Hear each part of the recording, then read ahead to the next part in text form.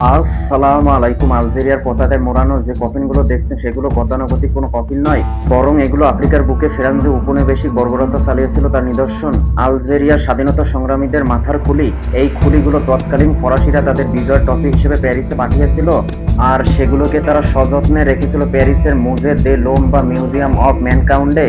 2020 সালে আলজেরিয়ার সাথে সম্পর্ক পুনর্গঠনের লক্ষ্যে 24টি মাথার খুলি ফেরত পাঠায় ফেরান্স। আইফেল টাওয়ারের দিকে মুখ করে দাঁড়িয়ে থাকা ঝলমলে এই জাদুঘরে কমপক্ষে 18,000 মানবখুলি আছে, যার মধ্যে অসংখ্য মানবখুলির উৎস আফ্রিকা, যেখান থেকে ফরাসিরা সম্পদ লুট করেছে, লাখ লাখ মানুষকে নির্মমভাবে হত্যা করেছে এবং আজ অব্দি তারা তাদের এই নব্য উপনিবেশিকতা অব্যাহত রেখেছে নানা ফরম্যাটে। আলজেরিয়ার প্রতিরোধ যোদ্ধারা ফরাসিদের নৃশংস দখলদারিত্বের বিরুদ্ধে প্রতিরোধ গড়ে তুলেছিল। এসব প্রতিরোধকে দমন করার জন্য এমন কোনো বর্বরতা ছিল না যা ফরাসিরা করেনি। এমনকি তারা প্রতিরোধ যুদ্ধের শহীদ সৈন্যরা মর্যাদাপূর্ণ দাফনেরও সুযোগ দেয়নি।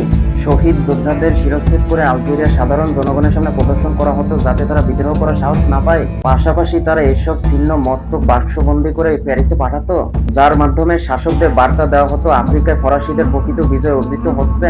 সেই সব প্রতিরোধ যোদ্ধাদের মাথার খুলি ফরাসিরা প্যারিসের মিউজিয়াম অব ম্যানকাউন্ডে রেখে দিয়েছিল এবং সেখানে যে 18,000 মানব খুলি আছে তার অসংখ্যের উৎস অস্পষ্ট এবং হাজার হাজার খুলি বেসমেন্টে লুকিয়ে রাখা ছিল। ধারণা করা হয় এসবের মধ্যে আলজেরিয়ার আরো অনেক মানুষের মাথার খুলি রয়ে আছে, যাদের মধ্যে প্রতিরোধ যোদ্ধা থেকে শুরু করে অনেক আলেমও আছেন। 1830 সালে আলজেরিয়া দখল করে ফ্রান্স। এরপর তারা সাধারণ আলজেরীয় নাগরিকদের থেকে উর্বর জমিগুলো কেড়ে নেয়, ফলে হাজার হাজার পরিবার ভূমিহীন ও নিঃস্ব হয়ে পড়ে। সামাজিক কাঠামো ভেঙে যায়, সেখানকার প্রশাসন ও শিক্ষা ও ব্যবসাতে ফরাসিদের আধিপত্য বাড়াতে থাকে এবং একসময় ফ্রান্স আলজেরিয়াকে তাদের অবিচ্ছেদ্য অংশ হিসেবে বিবেচনা করা শুরু করে। ফরাসিদের এই দখলদারিত্বের বিরুদ্ধে আলজেরীয়রা যখন প্রতিরোধ গড়ে তোলার চেষ্টা করত, তখন তাদের উপর নেমে আসতো ভয়াবহ নির্যাতন। কালেকটিভ পানিশমেন্ট হিসেবে গ্রামের পর গ্রাম জ্বালিয়ে দেওয়া হতো, এমনকি শত শত আলজেরীয়কে গুহার ভিতরে বন্দী করে ধোঁয়ায় শ্বাসরোধ করে হত্যা করা নজিরও আছে। 1945 সালের 8ই মে যখন দ্বিতীয় বিশ্বযুদ্ধ সমাপ্ত হয়, তখন অনেক আলজেরীয় ভেবেছিল এবার হয়তো তারা মুক্ত। দেশটির সেটিভ শহরে হাজার হাজার মানুষ যখন মিছিল নিয়ে রাস্তায় নামে এবং নিজেদের পতাকা উত্তোলন করে, কিন্তু সেসব মিছিলে গুলি চালিয়ে একদিনে 45,000 মানুষকে হত্যা করে ফরাসিরা। এর মাধ্যমে জানিয়ে দেওয়া হয় স্বাধীনতা শুধু ইউরোপের জন্য, তাদের জন্য নয়। এরপর 1954 সাল থেকে শুরু হয় আলজেরিয়া স্বাধীনতা সংগ্রাম।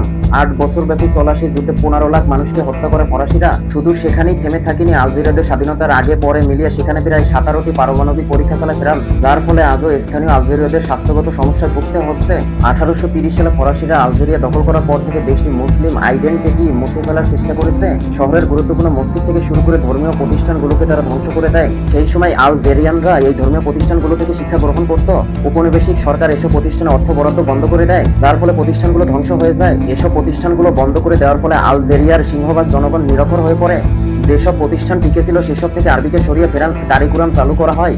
সব মিলিয়ে ফরাসিরা আলজেরিয়া থেকে ইসলামকে মুছে ফেলার চেষ্টা করে, কিন্তু আলজেরিয়ানদের হৃদয় ছিল ইসলামের আলোয় উদ্ভাসিত। যে কারণে 1962 সালে ফরাসিদের হাত থেকে আলজেরিয়ানরা যখন স্বাধীনতা পায়, তখন দেশটির সাধারণ জনগণ স্লোগান দিয়েছিল, ইয়া মোহাম্মদ মাবরুক আলাইক আল জাজা আ রাজ আতিফ। ইয়া মোহাম্মদ মাবরুক আলাইক আল জাজা আ রাজ আতিফ, অর্থ হে মোহাম্মদ সাল্লাল্লাহু আলাইহি ওয়াসাল্লাম, আপনাকে অভিনন্দন, আলজেরিয়া আবার আপনার কাছে ফিরে এসেছে।